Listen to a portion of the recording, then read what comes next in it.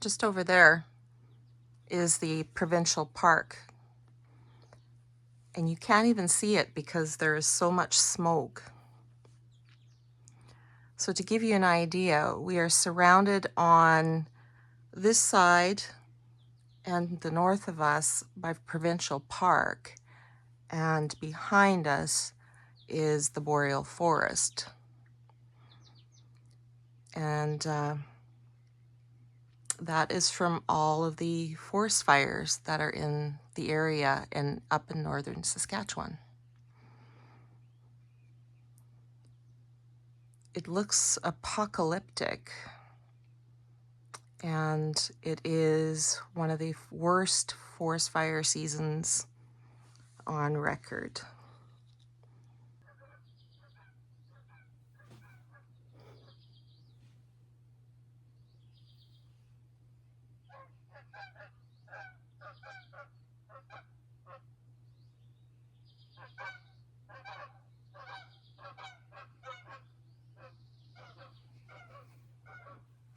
Canada geese.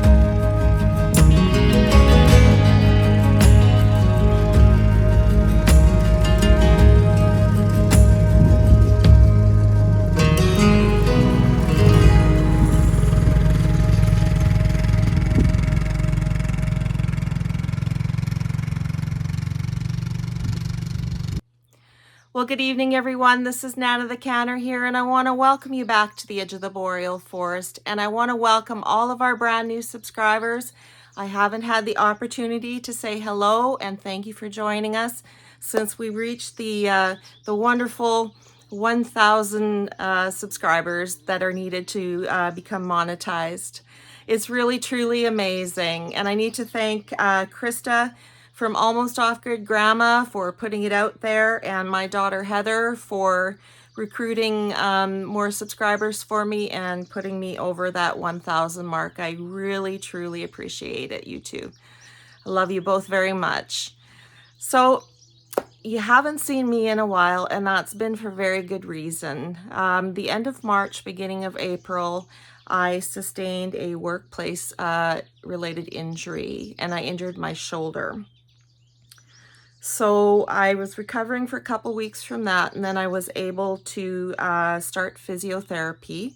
And as that went well, then I was able to return to work last week with restricted hours and work restrictions.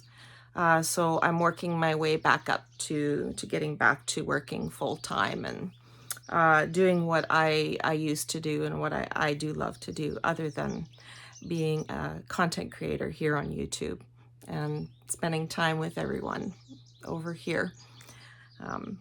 I enjoy being a nurse, and I'm looking forward to returning to that as well.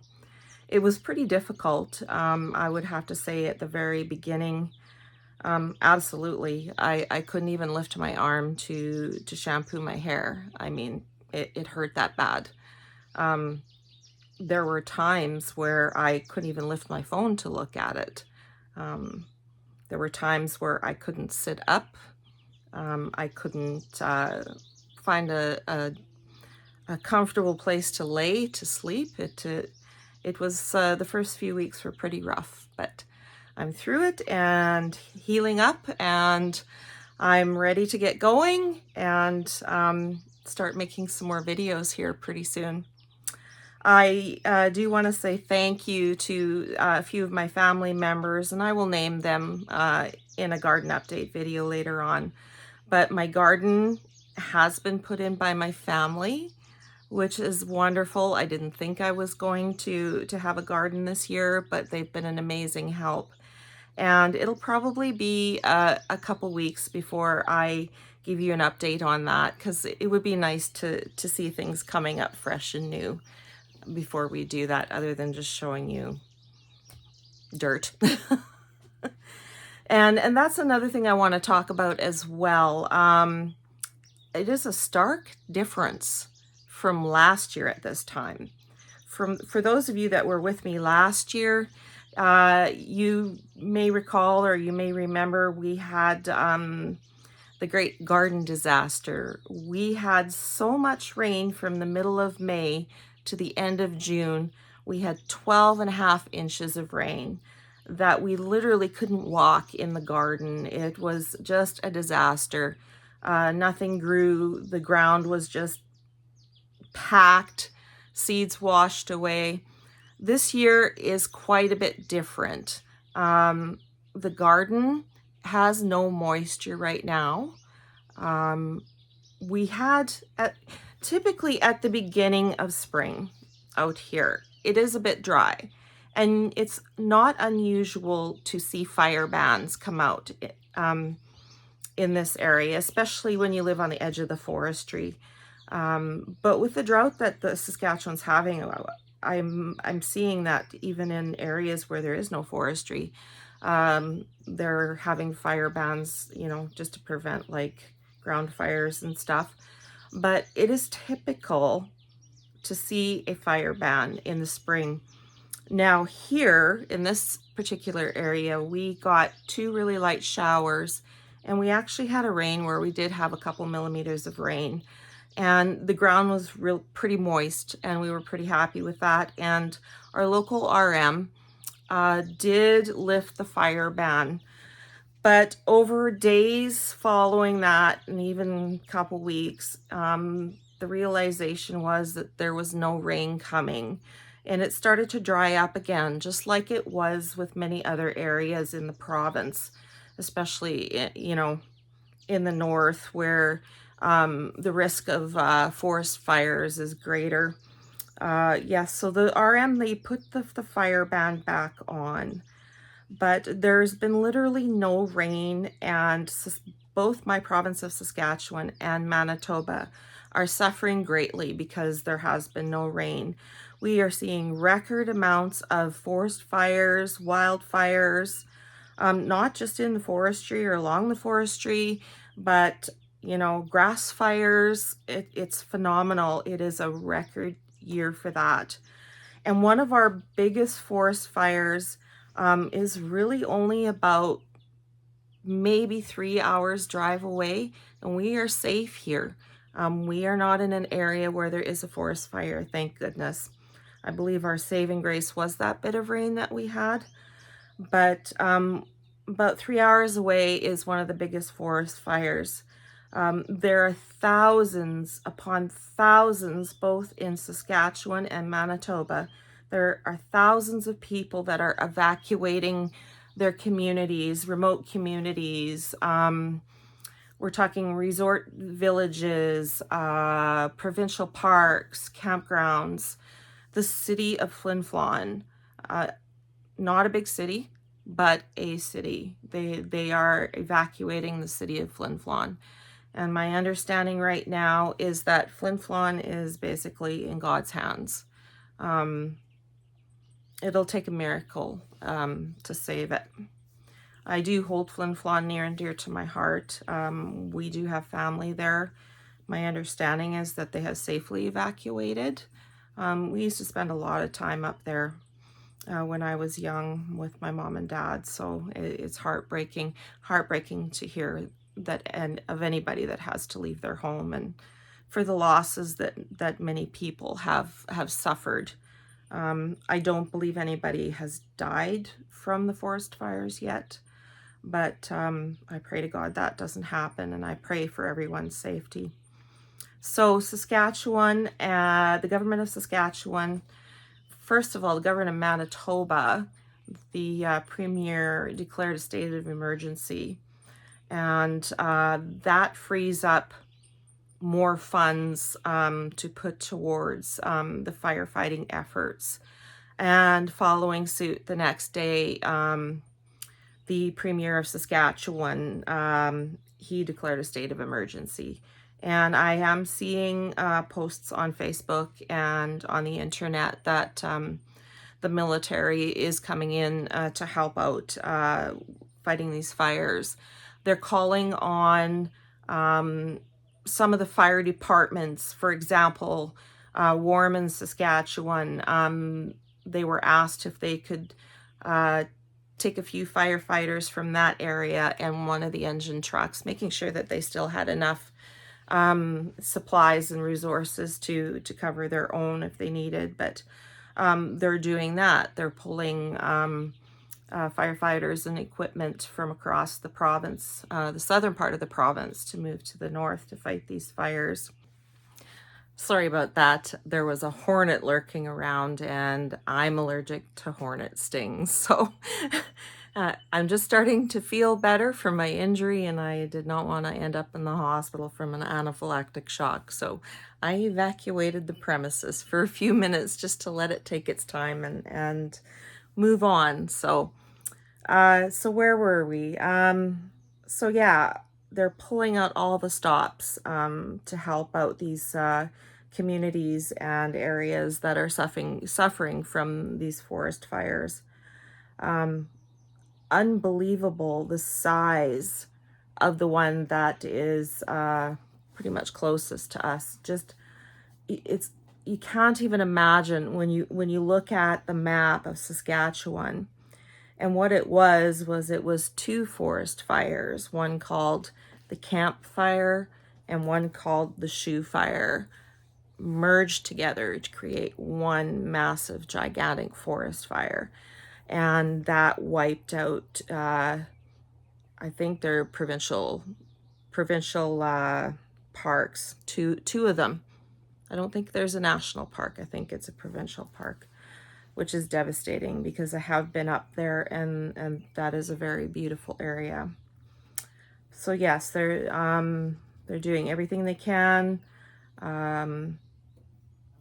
Many of the evacuees in Manitoba, especially Flin Flon, have been told to go to Winnipeg.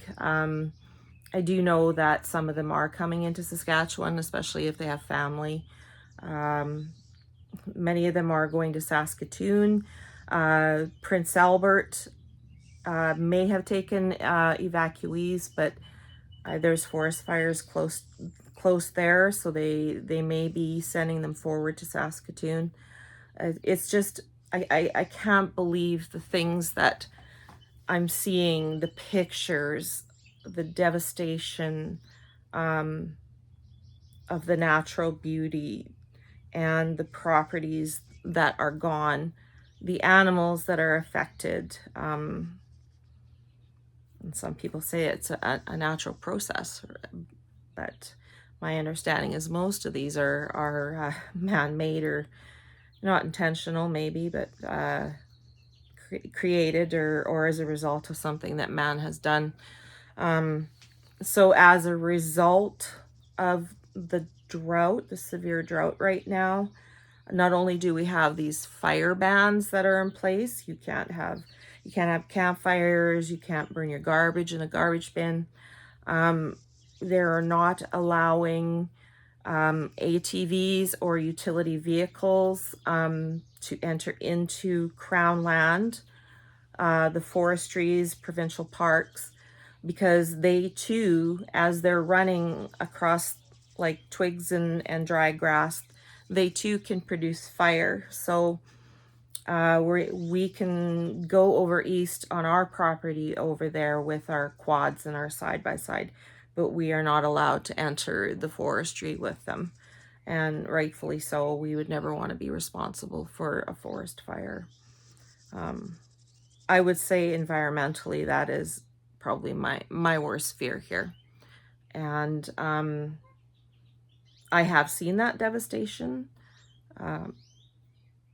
I've been told that a place that I was to when I was young, a place called Baker's Narrows up by Flin Flon, has been ravaged by forest fire. And I was there with my family the last time that Baker's Narrows experienced a forest fire. And we were running for our lives. And when you're young and little and trying to get off the lake, a narrow lake, as the forest fire is coming and getting ready to jump over, and your mom tells you to get underneath the bow of the boat, and your dad is yelling at you, get under the boat. Sorry, I was just thinking about my dad and that very, very instant, that very moment. And he puts his hand on my head and he says, get down underneath the bow. And all you can see is smoke pouring over top as you're trying to get through this narrow body of water. You can feel the heat, the flames. They're massive, massive. And the ash is falling in the boat. And the smell, and it just chokes you. Well, I'll never forget it. I'll never forget that. It's seared in my memory and in my mind.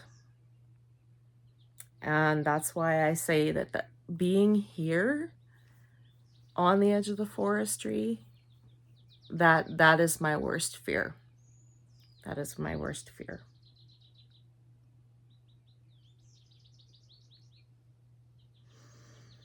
It's tough. It's tough to see those people going through that. It really is. So, I hope and I pray that there will be rain soon. We don't see any in the forecast for the next week. Premier Moe of Saskatchewan, he had a news conference, and basically he said with the current forecast, we're looking at things getting worse before they get better. And you know, I appreciate the fact that he didn't sugarcoat that. But all we have to do is just pray for more rain, and hope it comes. And I hope it comes, definitely, because of the garden. I mean, we were rained out last year, and this year I hope it just doesn't dry up to bits. I really do, because I really want to bring you some good quality canning videos. but we'll see. We'll see what happens here. And I thank you for being here. I thank each and every one of my subscribers. And thank you for being patient while I'm recovering. You don't know how much I truly appreciate that. And even though I hadn't been putting out videos, you put me over the top. We just need to work on some watch hours now, and we'll have it made. And just to end this video, I'm just going to leave you with a little clip of what I love and enjoy doing the most. And that's part of my channel, and that is canning. So I want to thank you very much for joining me. And I just ask that you please keep Saskatchewan and Manitoba and all of the evacuees in your hearts and in your prayers, and pray for rain. And we'll see you soon.